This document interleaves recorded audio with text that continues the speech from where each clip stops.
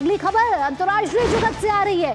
America के राष्ट्रपति Donald Trump ने गाजा पट्टी को लेकर बड़ा बयान सामने दे दिया है। नेतन्याहू के साथ बातचीत के बाद व्हाइट हाउस में पत्रकारों से बात करते हुए ट्रंप ने कहा कि अमेरिका गाजा पट्टी पर अपना नियंत्रण करेगा।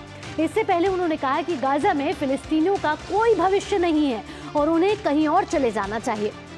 नेतन्याहू के साथ संयुक्त प्रेस कॉन्फ्रेंस के दौरान राष्ट्रपति ट्रंप ने कहा कि अमेरिका गाजा पट्टी पर कब्जा करेगा और हम इसके साथ काम भी करेंगे।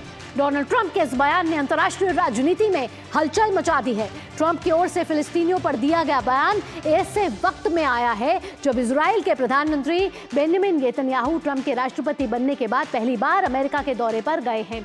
और आइए अब जानते हैं ग्राफिक्स के जरिए कि क्या है ट्रंप का गाजा प्लान।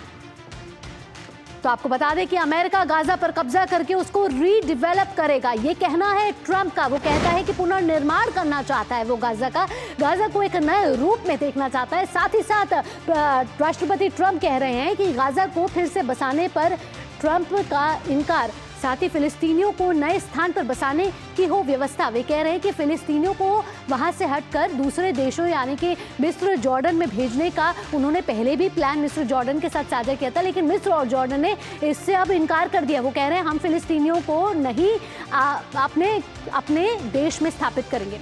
तो बड़ी ही मजबूरी जो है इस समय दिख रही है। साथ ही साथ मिडल ईस्ट में शांति लाने के लिए ये कारगर योजना, ये कहना है राष्ट्रपति ट्रंप का। अमेरिका गाजा पर कब्जा करके उसका पुनर्निर्माण करना चाहता है। आइए अगली ग्राफिक प्लेट का रुख करेंगे जहां ये जानते हैं कि इजराइल के प्रधानमंत्री बेंजामिन नेतन्याहू की क्या मजबूरी रही कि वे जब अमेरिकी राष्ट्रपति ट्रंप के साथ खड़े थे तो वो ये सब सुनते रहे। राजनीतिक मोर्चे पर मुश्किलों का सामना कर रहे हैं इस समय नेतन्याहू। आपको पता है कि अमेरिका लगातार इजराइल को सैन्य मदद भी देता रहा है और साथ ही साथ अब उनकी जब मुलाकात हुई है तब राष्ट्रपति ट्रंप ने बड़ा बयान दे दिया है। एक अन्य सहयोगी ने भी साथ छोड़ने की दी है चेतावनी। तो नेतन्याहू इजराइल के साथ इस समय जो देश खड़े हैं ट्रंप के बयान के बाद वो भी दूरी करते हुए नजर आ रहे हैं। ऐसा होने पर बहुमत खो देगी नेतन्याहू की सरकार। क्या ऐसा होने पर बहुमत खो सकती है नेतन्याहू की सरकार, ये एक बड़ा सवाल बनता है। तो ट्रंप के बयानों पर अलग अलग देशों से प्रतिक्रिया भी आनी शुरू हो गई है। फिलिस्तीनियों को हटाने की ट्रंप की योजना पर भड़क चुके हैं अरब देश। अरब देशों ने कहा है कि हम इस तरीके के ट्रंप की घोषणा को नहीं स्वीकारते हैं। 5 अरब देशों ने अस्वीकृति दी है। वहीं गाजा से फिलिस्तीनियों को हटाने की ट्रंप की योजना को उन्होंने कर दिया है खारिज। उन्होंने सरी से खारिज किया है कि हम जो ट्रंप कह रहे हैं कि गाजा का पुनर्निर्माण करेंगे, साथ ही साथ फिलिस्तीनियों को वहां से हटाएंगे और दूसरे देशों में स्थापित करेंगे, ये जो देश हैं खाड़ी देश है वो नहीं मान रहे। सऊदी अरब, साथ ही साथ कतर, मिस्र, जॉर्डन सभी ने कहा है एक साथ मिलकर कि वो ट्रंप की इस बयान की कड़ी आलोचना करते हैं। इन सब के बीच मुश्किल में फंसे गाजा के लोग, क्योंकि गाजा पर पहले से ही युद्ध का साया है।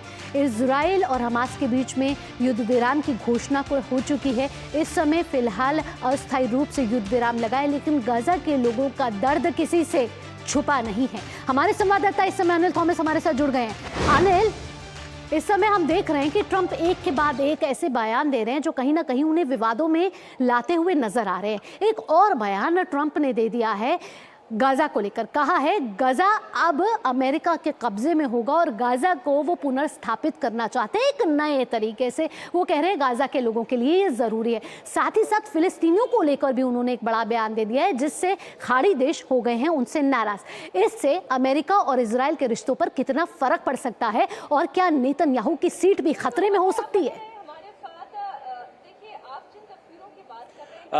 सुप्रभात।